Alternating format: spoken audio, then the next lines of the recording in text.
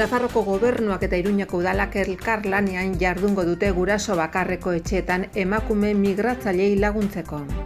Foru lege dekretua onartu du gobernuak koronavirusa dela eta lurralde arteko osasun kontseiluan adosturiko murrizketa berriak Nafarroan ezartzeko.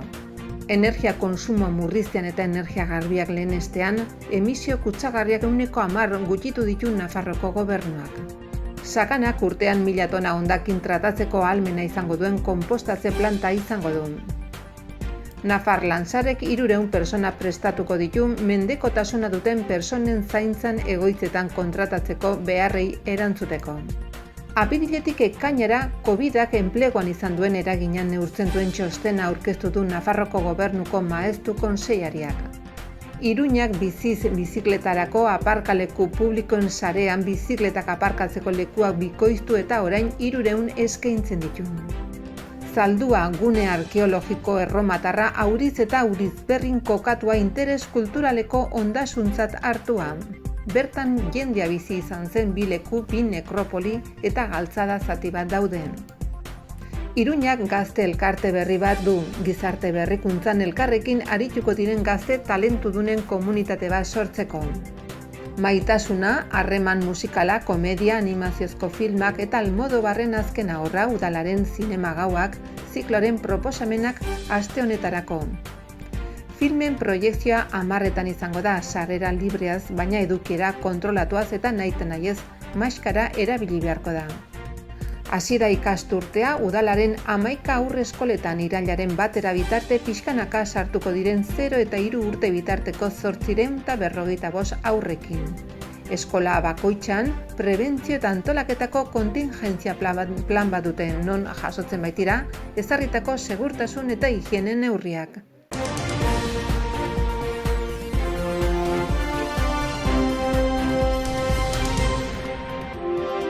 Nafarroko gobernuak eta Iruñako udalak guraso bakarreko etxeak osatzen dituzten emakume migratzaileei, hau da seme-alabekin bakarrik bizi direnei, laguntzeko programa jarriko dute martxan, eta Iruñako larrialdietarako udaletxe bizitzetan ostatu hartuta egon beharko dute.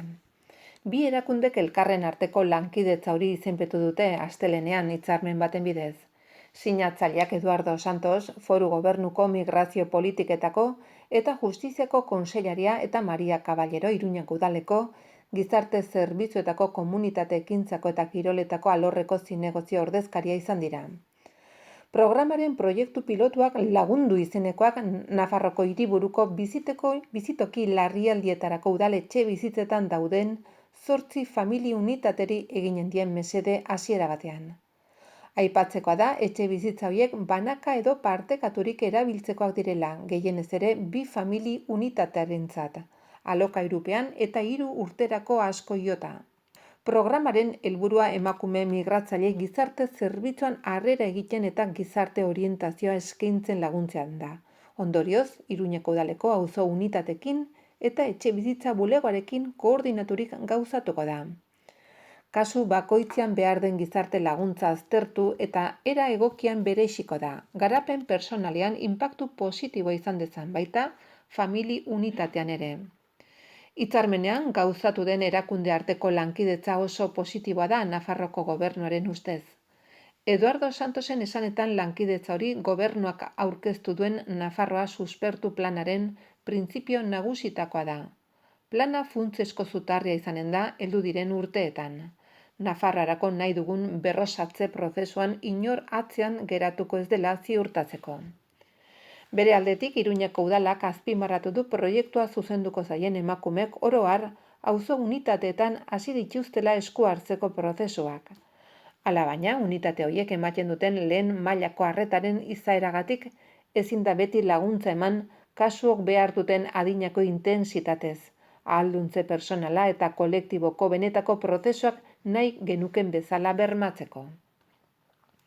Hala, lagundu proiektuaren bitartez prozesuri osatzeko ahalegin eginen da.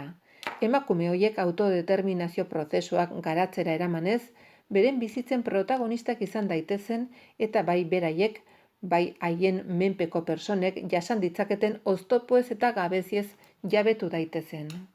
Proiektu pilotoren oinarri banakako ibilbidea ezartzea da emakume hoien autonomia eta ahalduntzea sustatzeko. 3 laguntza fase ezarri dira. Lehenbizikoan harrera, diagnostikoa eta esku hartzeko plan personalizatua eginen dira. Bigarrenean norberaren autonomia sustapena lagunduko da eta hirugarrenak baliabide utzi eta esku hartzea bukatzea izanen du xede. 3 fase horietako bakoitzean hainbat planotan lan eginen da. Norberarena, familiarena, taldearena eta komunitarioa. Sinatu dugun hitzarmenaren helburua, nolabait, instituzioen arteko harremana estutzea du helburu, eta kasu honetan, Iruñako udaletxea eta Nafarroako gobernuaren arteko hitzarmena da. Kasu honetan, udalak dituen etxebizitzetan harrera ematen zaie oso vulnerablea, oso ahula diren familia batzu.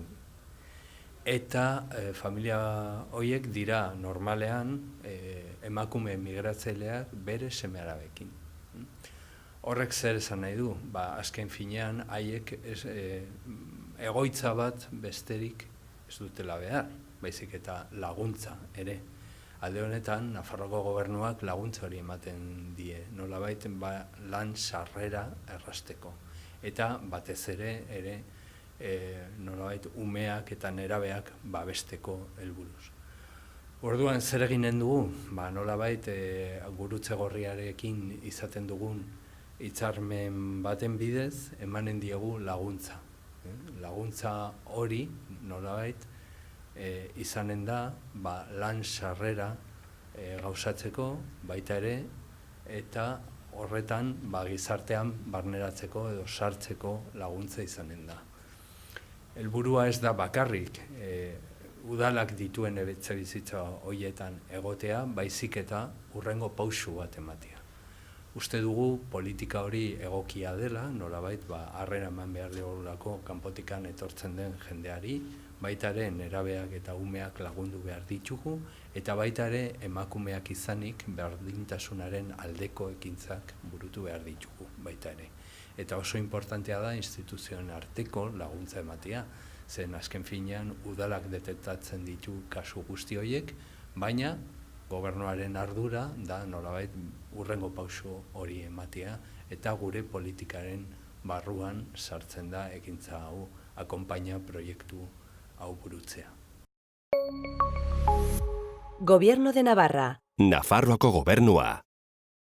Gaueko aisialdia mugatu eta kalean erretzea debekatu du Nafarroko gobernuak. Gaur sartu da indarrean koronavirusan edapena ekiditeko murrizketa berriak eta hauek dira. Gaueko aisialdian dekretu berriak zuzenean itxi egiten ditu diskotekak, dantza aretoak eta kopa tabernak hauek zuzeneko emanaldirik eduki edo ez.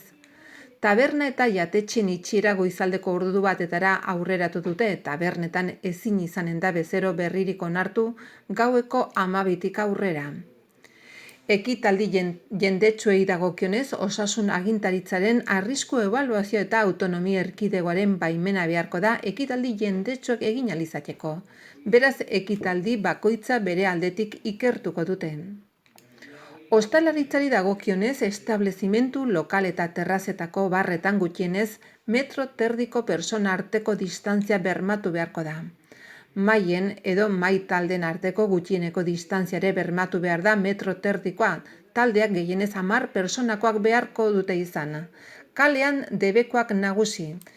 Gaurtik debekatuta dago bide publikoan edo aire zabalean erretzea 2 metroko distantzia bermatu ezin bada, beraz 2 metroko distantziarekin baino ezin da errekalean. Baimendu gabeko alkohol konsumoa eta bide publikoan baimendu gabeko beste jarduera batzuk eragozteko kontrolak ezarri behar direla dio dekretuak.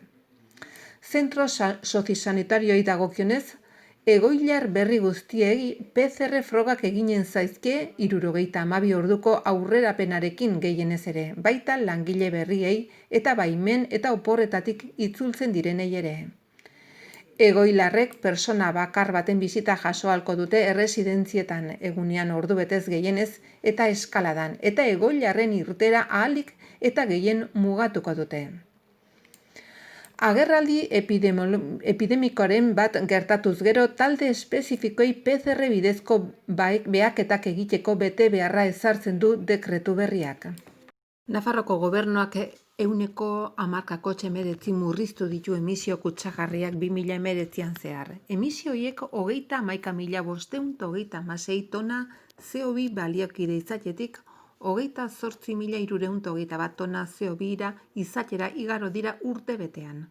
Batez ere energia garbiak areagotu direlako eta neurri txikiagoan energi kontsumoa murriztu delako 1,1% jaitsi baita.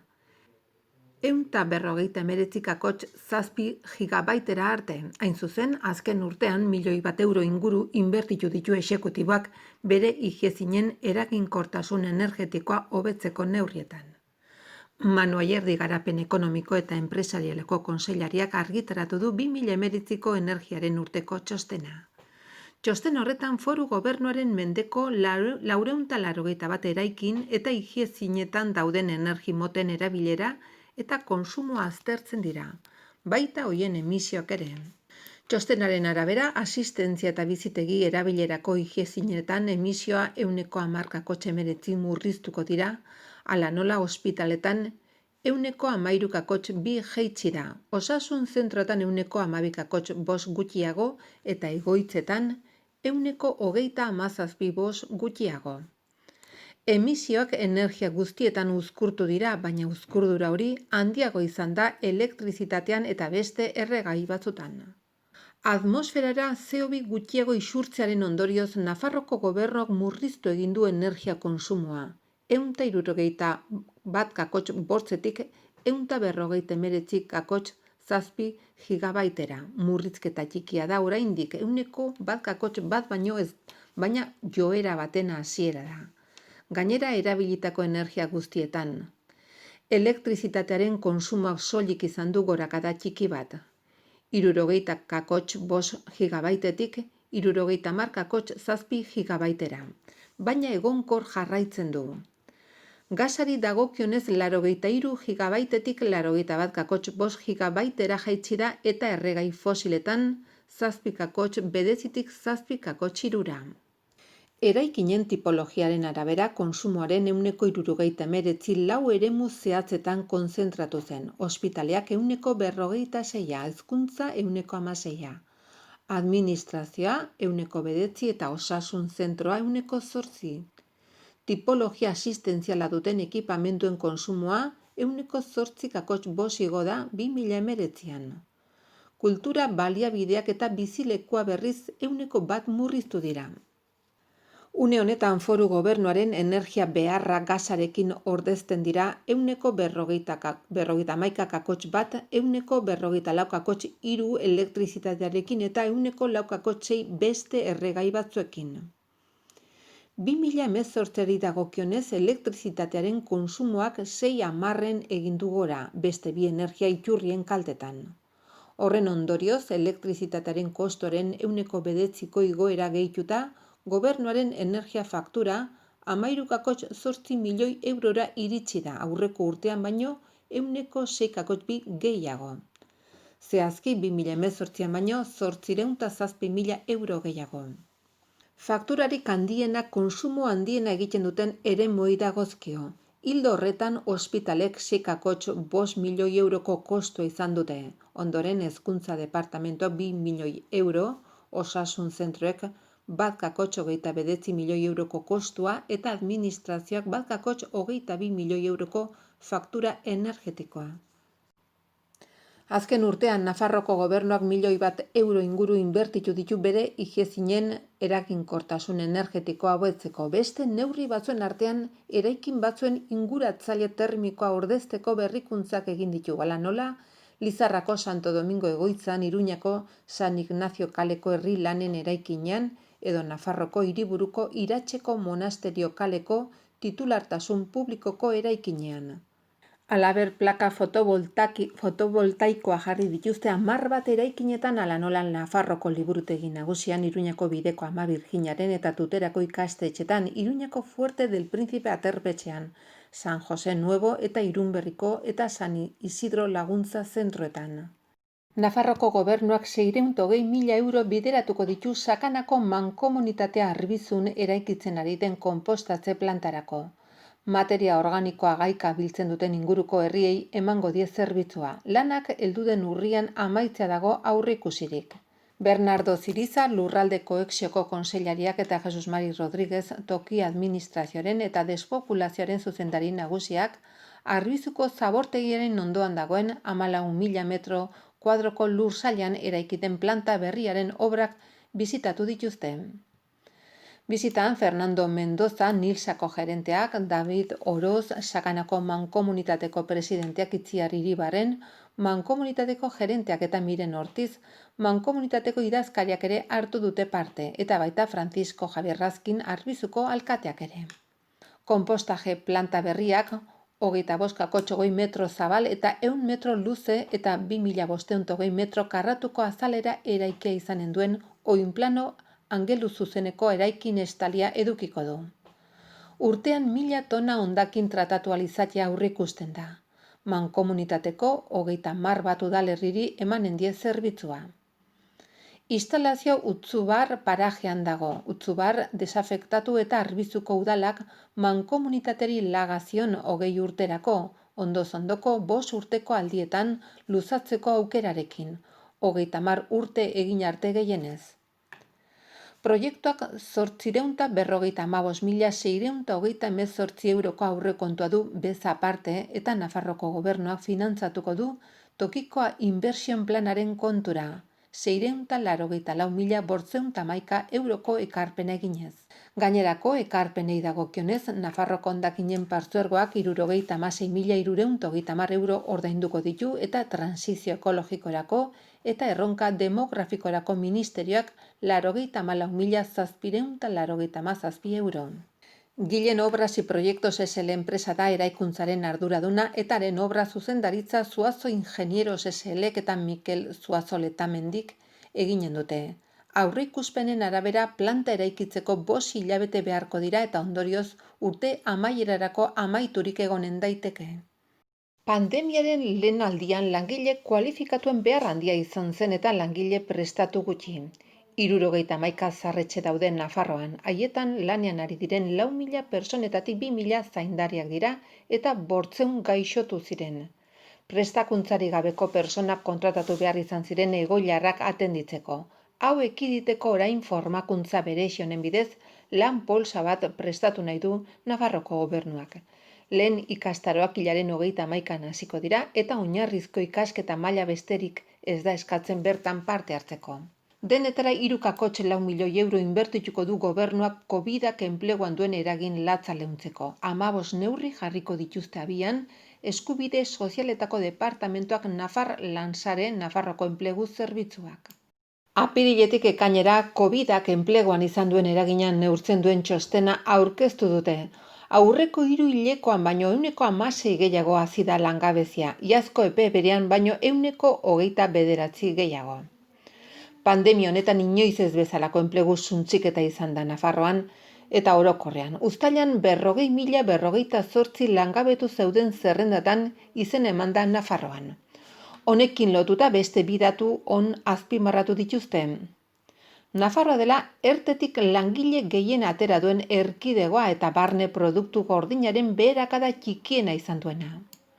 Halere oso kezkagarria da egoera eta enpleguaren uneko argazkia osatzeko beste datu batzuk eman dituzte. Langaben erdia baino gehiago, 47% emakumeak dira. Adinaren arabera gazteen artean da enplegu gehien suntsitu den tartea, 25 urtetik behekoen erdia pasatxo galdu da eta 25 eta 34 urte bitartekoen artean 46% iazko zenbakiekin alderatuta. Kanpotik etorritako langileen artean langabezia igo eginda 41%. Formakuntzari dagokionez lanik gabe dauden 70%ak oinarrizko formakuntza baizik ez dute. Lan alorrei dagokionez krisiaren eragin handiena ibilgailuen sektorean izan da. Lan kontratuak asko jaitsi dira 80%, Luis Camposek azaldu duen bezala. Ostalaritzan 80% murriztu dira kontratuak 3 hilabete hauetan eta hezkuntza alorrean 76%. Lehen sektorean aldiz igo dira kontratuak 20%, baina iaz baino gutxiago hala ere. Osasun alorreko langileen artean ere igo dira kontratazioak azken urte honetan 7% zehazki, eta jada Nafarroako ekonomian 3. atal garrantzitsuena da kontratazioetan, manufakturen eta ibilgailuen atzetik. Lurraldei dagokionez, enplegu galera handiena Pirinio eta Aurre Pirinio eskualdetan gertatu da. Pirinioan enpleguaren 60% galdu da. Iruñak bizikletarako txandakako 3 aparkaleku berri izanen ditu espazio publikoan. Gaituko diren 150 aparkaleku plazekin ziklistek orotara 300 plaza izanen dituzte erabilgarri hiriko 6 tokitan. 24 orduz urtean 375 egunez eta bideoz zainduta. Urte hasieran zezen plazan Nafarroko ospitalgunearen eremuan Binaburu botikaren kalea eta Txantreako Harri Urdineta plazan jarritako aparkalekuei beste 3 gehitu zaizkie. Jangoasi Miranda kalekoa autobus geltokian, Iturramakoa Zibiboxaren ondoan eta Mendebaldekoa Nafarroko liburutegi nagusiaren inguruan, hasiera batean esperimentala eta orain finkatu dena. Sare osoak bizizi zerbitzua identifikatzeko eta horri buruzko informazio emateko diseinu berria dauka eta hilean 2 euro ordainduta bizikleta aparkatu daiteke horretarako gaitutako edozein espaziotan, modu seguru eta babestuan. Txandakako aparkalekuak direnez, aparkatzen den bakoitzean 48 orduz utzi daiteke bizikleta. Behin denbora tarte hori igarota, zenbatekoa €1 handituko da ordu bakoitzeko. Fermin Alonso proiektu estrategikoetako mugikortasuneko eta jasangarritasuneko zinegotzi ordezkaria, Jangoasi Miranda kaleko aparkalekuan izan da tokian bertan zuzkidura berriaren funtzionamendua ikusteko. Aparkalekuen sare hau auzotarrendako aparkaleku diren 5 lokalekin osatzen da, Deskaltzos kaleko 23koa eta 27koa, eta San Antonekoa Aldezarrean, Urzainki kaleko 14koa Arrotxapean eta Gelbentzu Zeharka kaleko 8koa Milagrosan. Auzo hietan etxe bizitzetan igogailurik ez egokiak eta oztopo arkitektonikoek bizikleta erabili eta gordetzea zailtzen zuten. Aparkaleku bakoitza non egon eta ingurune horretan erroldatutakoentzat erabilgarri daude aparkaleku plaza horiek eta esleipenean ezarritako irizpideekin bat ematen dira. Sarearen osagarri ere badira bide publikoan udal altzarien parte gisa instalatutako metalezko modulu ugariak. Lehen seileko honetan Iruñako udalak bizikletak aparkatzeko 160 modulo berri instalatu ditu, 960 bizikleta gehiagotarako. Hirian ziklisten mugikortasuna bultzatzea bidegorrien eta bizikletarako aparkalekuen bidez, Go Green Iruña energia transizio eta klima aldaketarako estrategiaren lan ildoen parte da. Horren xede nagusia baita, isurketa kutsagarriak drastikoki murriztea. Udako hilabeteotan babestutako aparkalekuen zuzkidura horiek instalatzeaz gain, Iruñan bizikleta azpigituren 4 kilometro gauzatzen ari dira, hainbat esku hartzeren bidez. Jangoasi Mirandakoa, Armada eta Baiona etorbidetakoa, Txantreako Laguntzako Andre Mari kaleko Ardatza eta Ego Txantrea urbanizazio berria eta Sanduzelaiko Juaristi doktoraren kaleko Ardatza. Nafarroko gobernuak interes kulturalkotza jo du Auriz eta Aurizberri udalerrietan kokatua dagoen Zaldua izeneko erromatar garaiko eremu arkeologikoa. Multzoak 2 kokaleku eremu ditu, Zaldua eta Atea Balsa 2, 2 nekropoli, Atea Balsa eta Otegi eta galtzada tarte bat guztiak ere Goi Inperikoaren garaiko Kristo ondotik lehen eta 2. mendekoak. Interes kulturalean izendapenak ondasuna dagoen udaletarako eragindako eremua babesteko plan berezi bat edo hirigintza legerian aurreikusitako beste plangintza tresnaren bat idazteko bete beharra ezartzen du. Debekatuta dago partzelatzea eta eraikitzea, baita publizitate iragarkiak, kableak, antenak eta bestelako eroan bidea jartzea. Gainera, 50 metroko ingurune babestu bat mugatzen da perimetro osoan. Halaber lehentasuna emango zaie ondasunaren kultura balioa eta irizpide publikoan nabarmentzen laguntzen duten jarduerei. Kultura ondareari buruzko foru legean ezarritakoaren arabera. Indusketak eta prospekzioak pasaden mendeko 80ko hamarkadaren amaieratik egin dira eta gaur egun ere aurrera jarraitzen dute. Egindako aurkikuntzen garrantziagatik eta aniztasunagatik gune arkeologiko hau ez ohiko kasua da, Nafarroa Atlantikoan. Gainera, nabarmentzekoa da Zaldua dela Populus Baskon lurraldearen barnean iparralderago dagoen hiri multzoa. Multzo arkeologiko hau Iturixa hiri zaharrenarekin erlazionatua da, aintzinako iturri idatzietako erreferentziak urriak dira, baskoien lurralde osoan ohikoa den bezala. Pirineoen mendebaldeko pasabidearekin duen loturagatik gune hau toki estrategiko batean kokatzen da, bertatik igarotzen zelarik Espainiako galtzada nagusietako bat.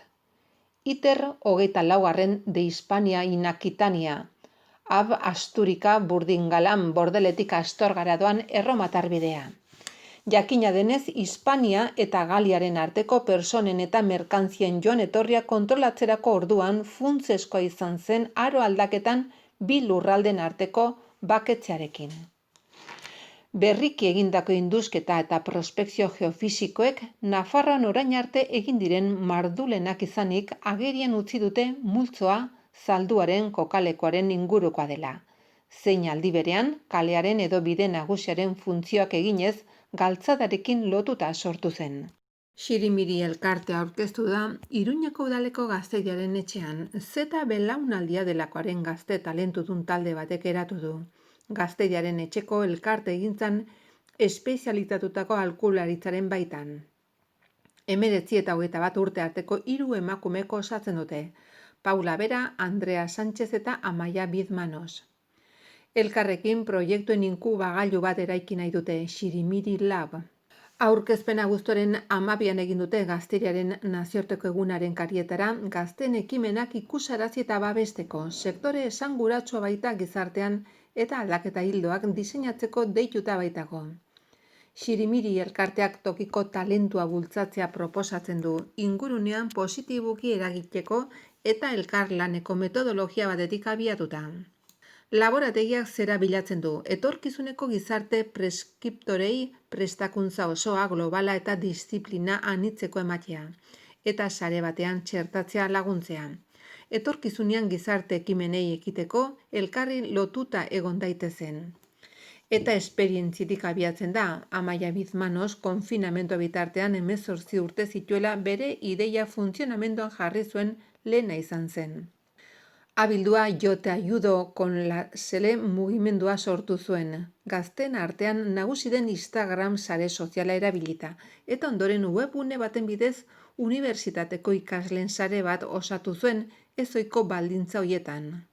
Orain bizitzaren une ezberdinetan elkarrekin harremanetan hasi ziren 3 gaztek beste urrats bat eman nahi dute, ekimen berritzaileen esparru bat sortuz.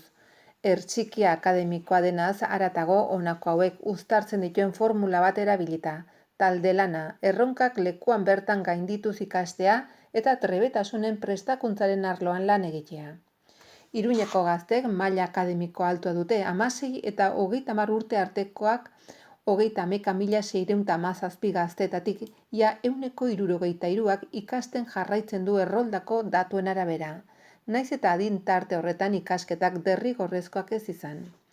9.100 batxilergoan daude edo aurten titulua eskuratuko dute, 6.638 unibertsitatean ikasten ari dira edo amaitua dute edo gradu ondoa egiten ari dira.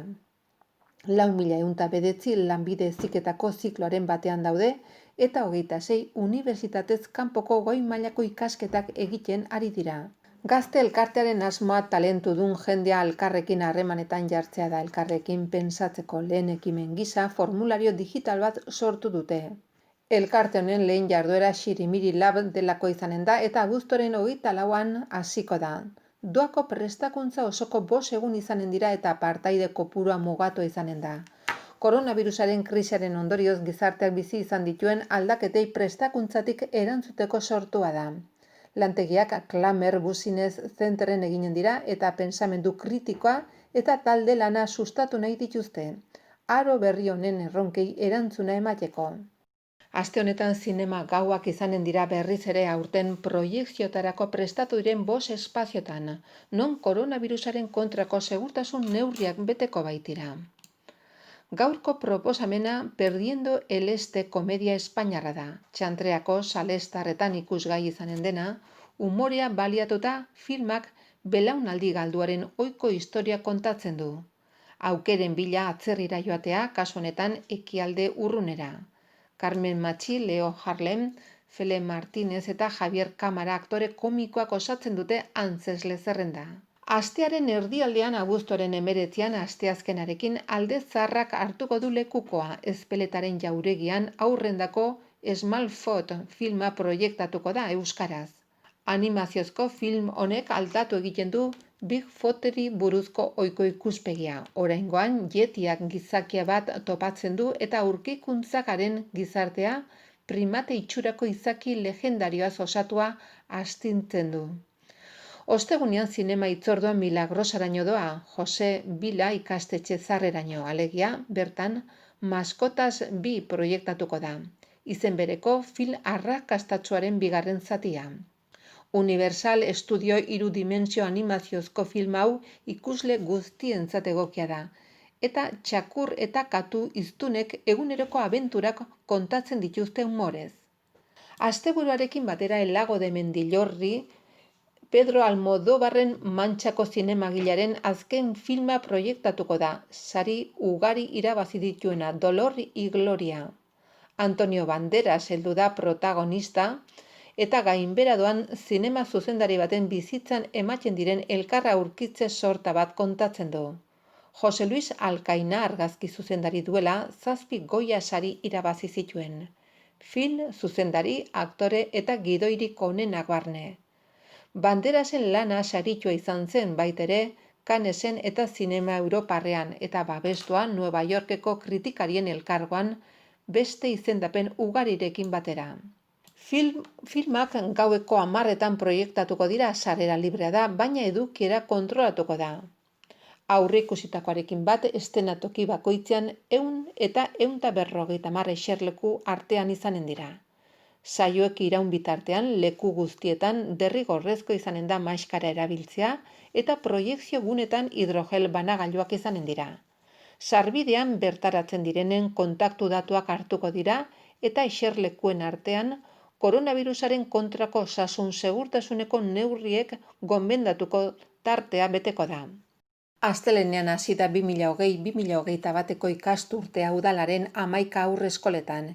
Ikasturtea koronavirusaren alerta sanitarioak markatuta abiatu da, eta hori dela eta berariazko kontingentzia planak ezarri behar izan dira eskola bakoitzean, non jaso baitira aurrentzako zein bertako 251 langileentzako prebentzio eta babes neurriak. Asteleheneko datuen arabera 0 eta 3 urte bitarteko 855 haur daude matrikulatuta ikasturte berri hontan, eta haurrak pixkanaka hasiko dira eskoletan. Lehenengo egunea hauetan aurreko urtean ere matrikulatuta zeuden eta eskola ezagutzen duten haurrak hasiko dira. Irailaren 1ean, ekainean eta uztailan egindako onartze prozesuan izen emandako haur berriak hasiko dira. Guztira, udalaren haurreskolek 964 postu eskaintzen dituzte. 858 egonaldi osoan eta 116 egonaldi erdian.